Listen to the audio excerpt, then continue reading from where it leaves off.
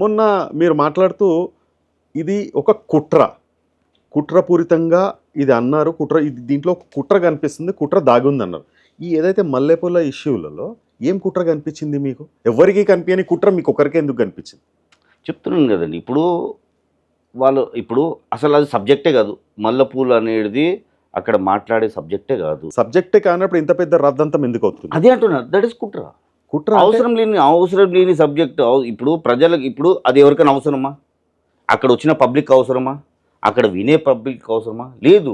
వాళ్ళకేంది, ఇది సోషల్గా వైరల్ అవ్వాలి. ఆ వైరల్ గురించి వాళ్ళు ఆ ప్లాన్ చేసుకున్నారు అంతే. దాన్ని కుట్ర అంతే. అంటే దీని పర్యవసానం ఏంటి చెప్తున్నాను కదండి. అంటే ఏమవుతుంది ఐడియాలజీ ఏమవుతుంది అదే చెప్పాను. అతను సారీ అనేస్తే ఖతం అయిపోతుంది. అంటాడా ఇప్పుడు? అనాల్సిందే. అంటే ఇప్పుడు ఇంత అయిన తర్వాత సార్, ఇప్పుడు ఆయన దైవ బోధకుడు, పాస్టర్ గారు. ఆయన అన్నట్టు ఆయనకు మిలియన్స్ ఆఫ్ ఫాలోవర్స్. మీరు ఆయన పాస్టర్ అనకండి. ఆయన అన్నట్టు ఆయన అన్నాడు, అభినయ్ అన్నాడు.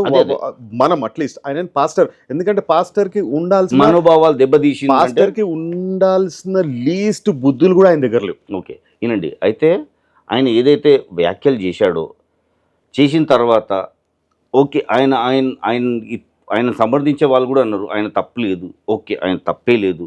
కానీ ఇతర మనోభావాలు దెబ్బతిన్నది. ఓకే, ఏమంటే నా ఏదైతే సబ్జెక్ట్ వల్ల మీ మనోభావాలు దెబ్బతిన్నది, నన్ను క్షమించేసేయండి. ఎంత మనసు పెద్దగా చేసుకొని చెప్పేసేయండి.